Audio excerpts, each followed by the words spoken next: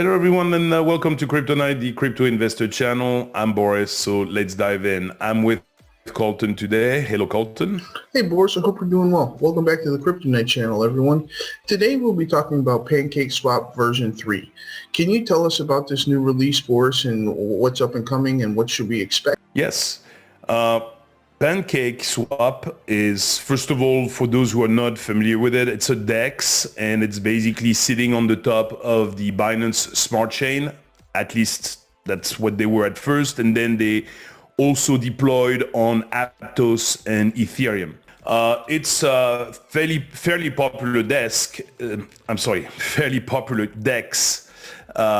Because lots of users, lots of total value locked, very friendly. I mean, very user friendly. If you've been to their site, it's pretty easy. And the way it works, once again, for those who are not very familiar with DEXs, is your money is sitting in your wallet, or your coins are sitting in your wallet. So you have the safety of using a MetaMask or a Trust wallet or a Ledger, etc. And you connect it to PancakeSwap, and then you can swap. You can exchange basically some stable coins to one of your favorite coins that you want to purchase. Or you can go the other way around, go back to a stable coin. You can swap between, let's say, Ethereum to Bitcoin or Ethereum to Aptos or whatever. I mean, you can exchange very easily, but it has the safety of you owning the keys of your own crypto, as opposed to if you have your money on an exchange, a centralized exchange like Coinbase or Binance, whatever. You have the risk of, if the exchange goes down, well, we see what happens. They lock in everything and then they go into bankruptcy proceeding, and it takes years before you get your coins back. Here, you trade directly from the wallet that you own. So if PancakeSwap goes out tomorrow, goes out of business, you don't lose anything ever, because it's sitting in your wallet. And here, what's interesting is they're coming out with the version 3 of PancakeSwap. Currently, they're on version 2, but the first week of April, they're coming out with the version 3. And that version 3 really is going to do a few different things. First of all, it's going to improve the liquidity because for those exchanges to work, you need to have liquidity, meaning that if you don't have money in a pool where it's ready for you whenever you sell a coin to buy that coin, then nothing would work, because you would never be able to, it's what you call an automated market maker. So everything is running automatically, and you need to have what's called liquidity for it to work. So a little bit like if you went to a casino, and if the casino has no money, then what's the point? No one's going to play, because you're like, well, if I win, you cannot pay me. So why would I play? So that's one thing that they're going to improve upon. Now, the other big thing that they're going to do is trading fees, because the biggest problem to me of DEXs are the trading fees. Trading fees in most DEXs are 2 to 10 times the price of those on centralized exchanges. So of course, it's very tempting for someone to say, why should I pay 1% or 2% on a DEX when I could be paying 0.1% on a centralized exchange like Binance, for instance, who's one of the most aggressive ones. So that's the one thing that they are going to improve upon. And then doing some more incentives for trading, trying to push people to trade more, and also improve their yield farming. PancakeSwap, their token is called Cake, and it's the utility governance. It's also, it's the utility token. It's also the governance token. And really, they try to reward people, and they reward pretty well. We'll see how much you can get with staking. but they reward people pretty well. They also reward people pretty well for providing liquidity, which is key for the DEX to function. Thank you for that information, Boris.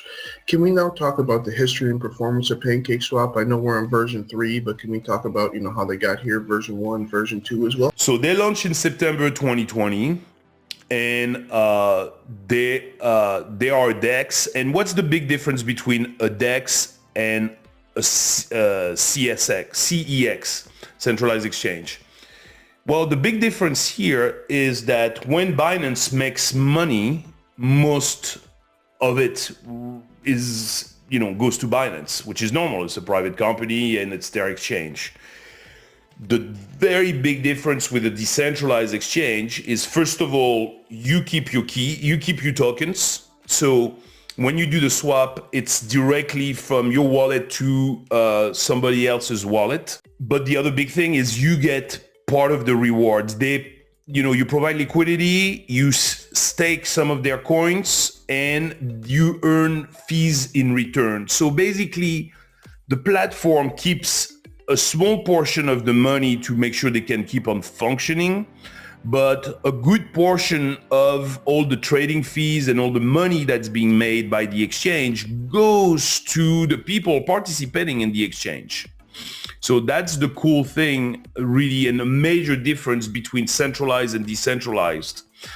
You get part of the money, almost like if you're a shareholder of the company. Binance won't let you do that, of course, unless they enter the stock market. And like Coinbase, for instance, you could be part owner of Coinbase. So also they use the automated market maker, which, like I was explaining, you have to have pools of liquidity to provide liquidity in both ways, and it has to be somewhat balanced, because if you have a ton of let's say USDT and very few ETH, if people start wanting to buy ETH, your pool is going to dry up and then there'll be no more to buy. And so suddenly no one can buy ETH anymore on the DEX because the pool is down and there is none to buy. The other thing is there are two ways to make money on PancakeSwap. You can either provide liquidity, and usually you provide a pair, meaning most of the time a stable coin and another coin like let's say USDT and Ethereum, or you can stake your cakes in the pool that earns rewards, because then also it helps with the stability of the token, and it provides money to PancakeSwap. Now they went from V1 to V2 to V3, and every time they try to improve the experience. That's the main thing. They made it easier to use, better, cheaper, faster, more stable. I think this one, the big thing really is going to be those trading fees, because people, and they've seen some of them, and especially PancakeSwap, a small drop in the usage of the platform. And mostly because people are getting more savvy in the crypto area. And of course they understand, why would I pay more, on the trading fee? So trading fee is going to be the big thing. They're going to do also some trading incentives. Getting extra perks for trading often, and the volumes and all that kind of stuff. And also they're trying to get into the DeFi yield more and more, to do more of those, which is another thing that people want to get into, because right now, and we've seen it on many coins, if you want to do DeFi yield on, let's say, 10 different tokens that you have to go on each single project to do this. If you could do it via a platform like PancakeSwap, that would make it much faster, much easier to manage, as opposed to go all the time to so many different platforms. So I think that's the other thing they're trying to get better at and improve upon. Now, with this new version 3, they're doing an early supporter campaign. And we have drawn a bunch of details that you can find on our presentation. And they're going to do different airdrops. They're going to do a first one for 405,000 US dollars, and it'll be an airdrop of cake, and you have to follow some specific thing, mainly providing liquidity on certain pools. And then they're going to have a second phase, and also they give you exclusive NFT, little perk. And then they're going to have a part 2 where it's going to be for people doing it starting on March 18th all the way through April 3rd. The part 2 will reward $30,000 worth of cake. So what they're trying to do is reward early adopters of the new V3 by providing some airdrops and some rewards. Lastly, if we look at the token itself, currently sitting at $3.84. The all-time high was almost $44 back in April 2021, and the all-time low was 19 cents back in November 3rd, 2020. So, contrary to some of the other tokens, it hasn't revisited, those very low numbers of November 2020, but it's far away from its all-time high, so there's a lot of possible upside. Their current market cap is $628 million. They have a total supply of 371 million tokens. Circulating supply is 180 million, and the max supply is 750 million.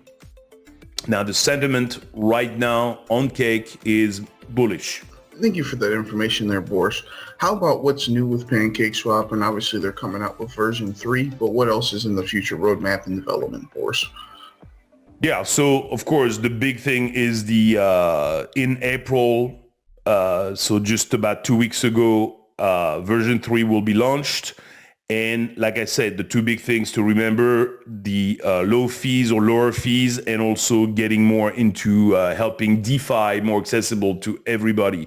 That's what Moki, the head chef of, instead of CEO, the head chef of PancakeSwap said. They have burned a lot of tokens. That's one thing that PancakeSwap tries to do, to be a deflationary coin, or at least to put deflationary pressure on the price, which helps with the price, going up. So since the beginning, pretty much they have burned 750 million cakes, that have been burned. And lately, the last burning round, they burned 7.15 million cakes. So it's worth about $27 million in the current value. Overall, the only thing is the trading volume has dropped a little bit. It's dropped about 10%. Also, there's been a small drop in the average number of daily users. I think probably there's a few things that can explain this. Uniswap also launched their version 3 on their side. So probably there was some hype around Uniswap. And probably over the next few months, and with all the bad things happening all over the place, and people getting more and more concerned with centralized exchanges, I think DEXs are going to get, more and more adoption. And also, things have to get easier, but they are getting easier. We see a lot of improvements on the wallet side, on the way those DEXs operate. And also, like anything else, at first, people might have think, hey, a computer is a little difficult to use. And then today, no one thinks about that. Using a computer is second nature to pretty much everybody. So, but currently, small drops in the usage, also a drop in the total locked value, 15% drop, as a matter of fact, which Currently, we are around $4 billion in total value locked, which is still a huge number. And also in the near future, like I said, we could see those numbers starting going up pretty quickly. So, but that's what the situation as of now. Awesome. Thank you, Boris. How about staking? I know we can stake PancakeSwap. I know we can, put it in a pool, but can you give us a little bit more information on this? Yes, you have two things. You have the farms, which allows you on PancakeSwap to provide liquidity. And like I said, you need to have two tokens. So you have to have both those tokens to provide the liquidity, and the rewards, they really depend on what it is. So for instance, if you provide liquidity for something like, I made it bigger so we can read. If you provide liquidity, let's say you're doing BUSD and BNB, well, you could get 12.6% APR. Right now, they're boosting some of the cakes. So if you're providing, let's say, cake and USDT liquidity pool, you could get up to 38.77%. So not a bad deal. And when you earn the rewards, it depends. It's balancing the whole thing between cake and USDT, and you get some rewards in cake, some rewards in USDT. So those can be pretty interesting. So that's the farm. That's liquidity pools. The other thing is, and of course, locking things in both cases. If you do it in flexible mode, you get less reward than if you lock it for a certain period of time, because obviously for the platform, it is better if things are locked for a period of time, like let's say 6 months. At least they know that liquidity isn't going away. Otherwise, what's really cool is staking cake in the syrup pools, where you only have to stake cake. So in the syrup pools, you don't have to do multiple ones. You can only do, and there's a whole list. The list is pretty extensive of the coins that they do. But let's say when you stake cake, for instance, if you lock it, you can get up to 43%. If it's flexible, it's only 2%, but 2%, you can, earn this on a daily basis, and you can, of course, retrieve it, sell it, swap it, do whatever at any time. When it's locked, to get 43%, you need to lock it pretty much for a whole year. Thank you, Boris. That makes sense. Can we now talk about what everyone really wants to talk about, Boris? Can you give us a price prediction for PancakeSwap and where you see them in the future? Yeah, I mean, DEXs really should be getting more and more popular, because it's our story after our story on the centralized exchange. Binance doesn't seem to have really any problem, but there are FUD stories coming out left and right. So at some point, people are going to get more and more concerned. And like I was saying, if those trading fees get very, very close, and, there's not really a whole lot of advantages anymore to deal with a centralized exchange, we could see DEXs really blow up over the next coming years.